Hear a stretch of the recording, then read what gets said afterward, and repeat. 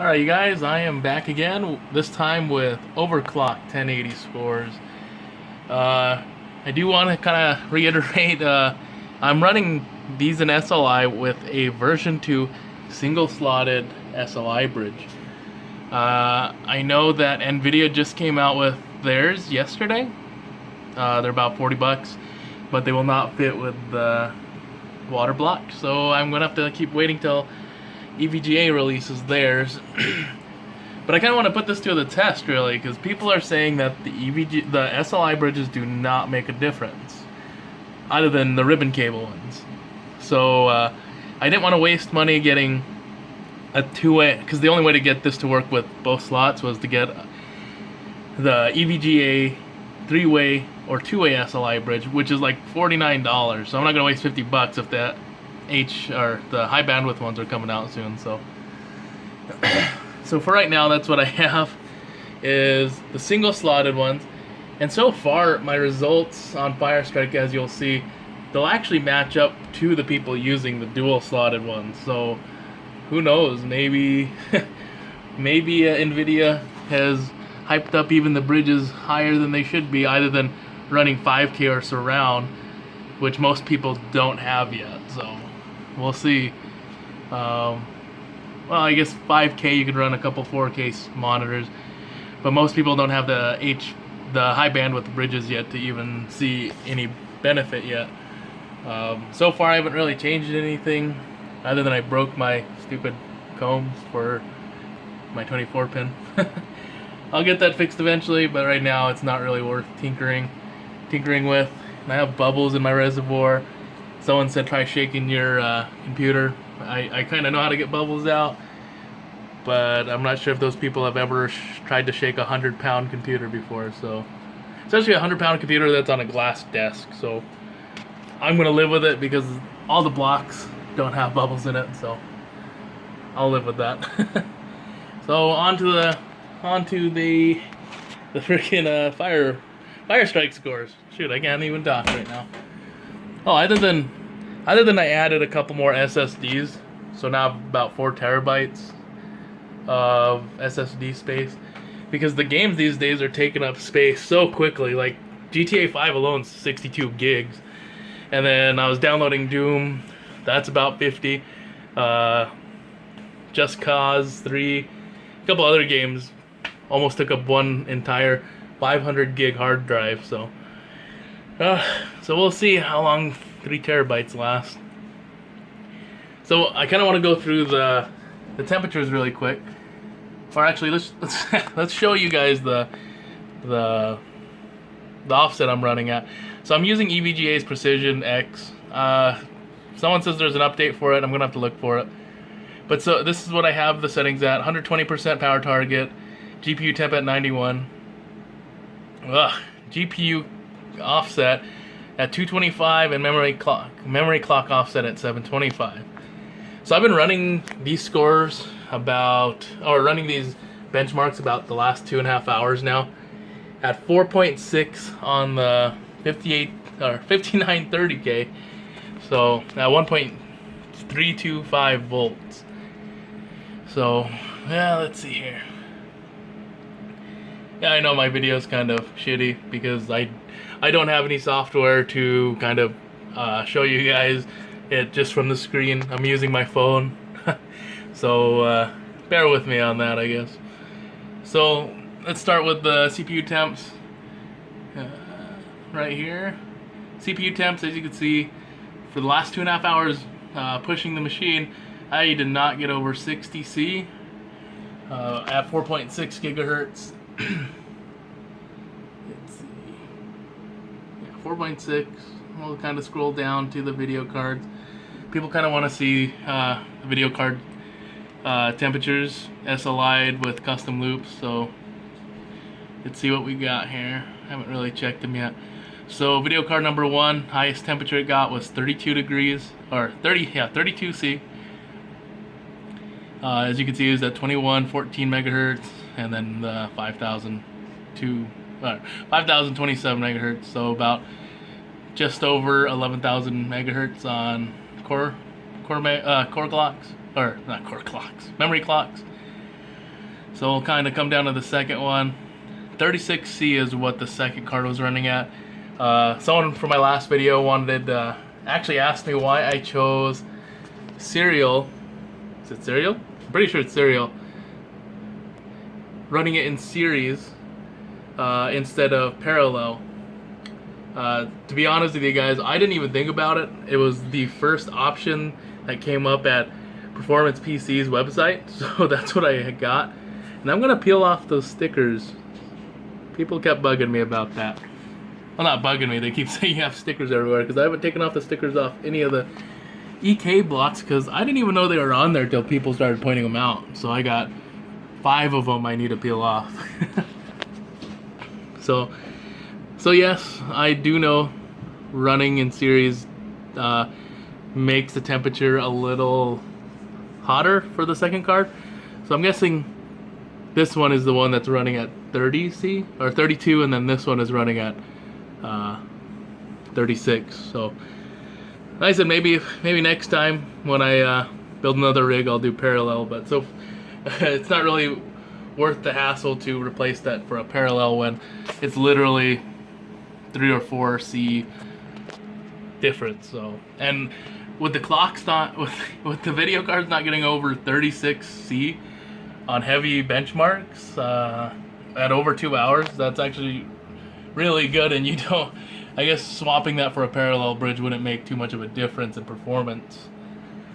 And you can see the core clock, memory clock are the same. So on to the scores. This one just ran. I ran it a second time just to see if I can get a higher score on Ultra, but we'll do the results online. And I ran all 3 over and over, so I actually got a higher Ultra score the last time, so I'm gonna bring that one up first. Come on, load. For some odd reason, it's not wanting to load. I'm gonna pause it for a second. Okay, I guess I lied. I thought I had a higher score last time, but this is my Ultra score. So we're gonna start with Ultra because that one just finished. So we have a graphic score of 10,985. You guys have to remember, it's kind of important to pay attention to the graphic score, not the overall score for benchmarking 1080s. The physical score, the physics score with the CPU will bring it down if you don't have a crazy overclock on it. I'm just running at 4.6, but I've seen people at 5 gigahertz that are reaching crazy scores. So we're gonna try to mainly pay attention to the graphics scores for these 1080s. So 10,433 for the overall score, 10,985 for graphics, 17,863 for physics, and then combined score 5,215. We'll kind of go down to kind of validate the actual speeds I'm running at, because people kind of wonder. People wanted me to kind of stay consistent with my benches. Like I said, I don't know why this is running. Why this says 1432 megahertz on Firestrike. As you can tell on the monitor, my monitor it's running at 5,727. So let's see, what's that running at? What is it running at? So we'll kind of calculate it ourselves, since Firestrike obviously is not getting it. So you always want to double it because it runs at double. So that should be reading, it's at 11,454 megahertz for the memory. So we'll kind of keep going down. 4.6. It says 4.598, but 4.6 is what I have it clocked at.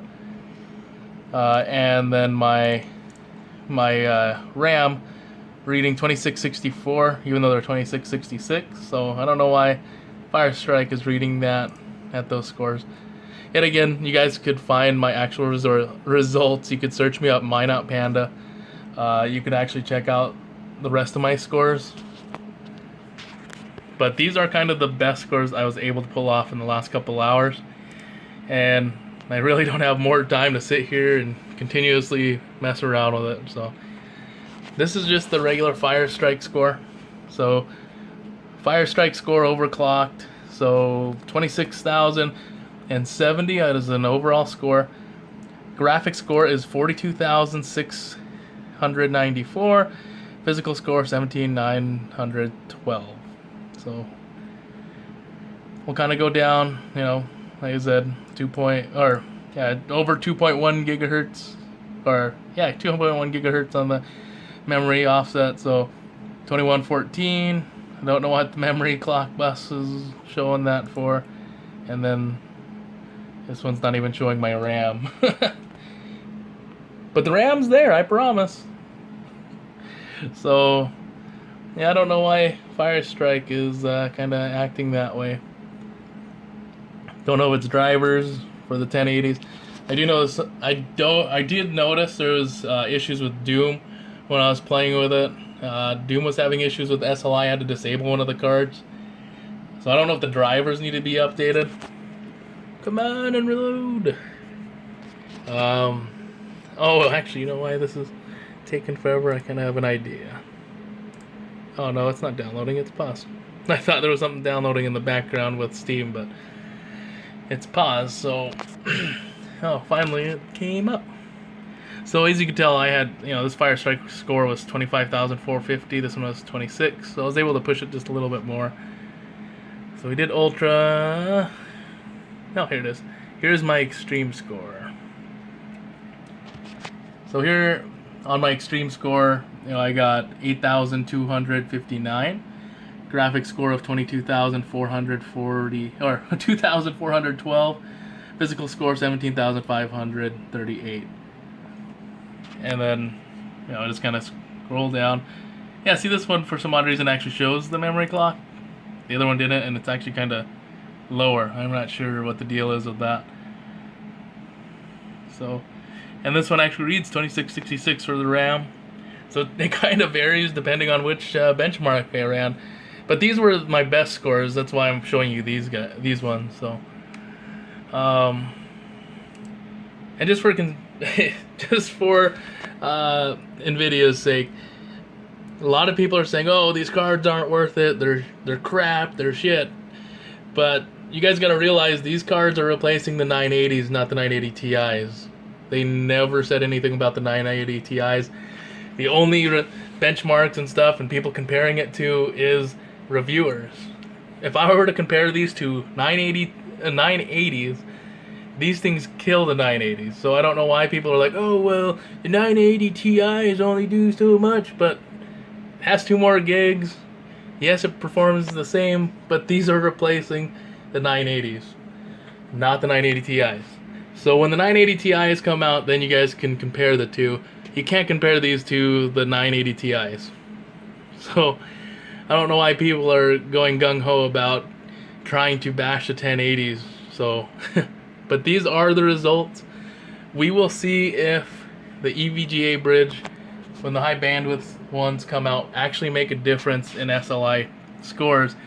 I wanted to do benchmarks with games, but right now the support for SLI right now for the 1080s is kind of up and down. Depends on which game. Like GTA 5 works fine, Doom doesn't. I played Battlefront, Star Wars Battlefront, had a little bit of issues at 1440. I dropped it down to 1080. Actually, I cut off one card and it worked perfect. So I was running one card on Doom and Battlefront, so I don't know if they have driver issues. You guys can keep following me and I can keep doing more benchmarks. I told people I would do games, but right now I don't want to show you a game and have this the frames look like crap because the drivers just aren't there. So maybe in the next couple videos I'll do that. I do have another build going for a friend. I'm going to post up that video. But that's as far as I can push mine. So I know there's a couple other people that can push them farther. But these are my scores. And I hope these scores kind of help you decide what you guys want to do with 1080s. And this is just from my opinion. If you have the 980 Ti's, don't get rid of them yet. There's still great cards. Wait till the 1080 Ti's come out. to upgrade or even keep those for a while. I upgraded from 780s. I waited a whole generation before upgrading. So these cards last years. You know, you don't need the latest and greatest to run most games. So don't go off dumping your 980s when they're doing just fine right now. This whole computer is just overkill. You don't need this to run games. It's people like, you know, running consoles that are saying, oh, you gotta spend 10 grand for games to run on PC, but it's not. You can build a $500 gaming PC and run it decent. You don't need one of these unless you're, you know, wanting to run benchmarks. So is 1080s SLI necessary? No. But if you have the money, like I said, it's not like I'm rich. I'm not sponsored. This is all overtime, working my butt off, getting what I wanted. And then again, like I said, I got a house, family to support, so I can't go and buy the latest and greatest. But these are the best I've ever had, ever. I've never had new graphics cards before. I've always had refurbished or bought them used, so I was able to spoil myself this year. Like I said, I don't drive anything fancy. I drive a freaking 98 Buick, so I am able to afford the stuff. But if I had a nice car, this thing would be a freaking laptop. I wouldn't be spending all kinds of money on rigs this expensive. So yeah, like I said, you guys, I'm not rich. This is just kind of you pick and choose. Do you want to have a fancy car, or do you want a fancy rig? I'm a family guy. Honestly, I would be driving a minivan if I could find one. So it's just life choices. Do you want the best computer out there? Then get the best computer out there.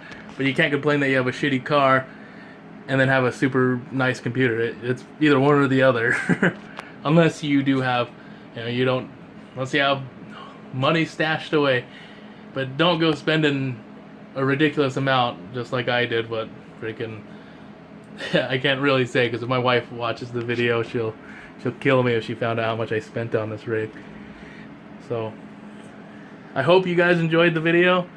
I'll upload more build videos and build log videos. I got a few. Like my next video, I kind of want to show you guys.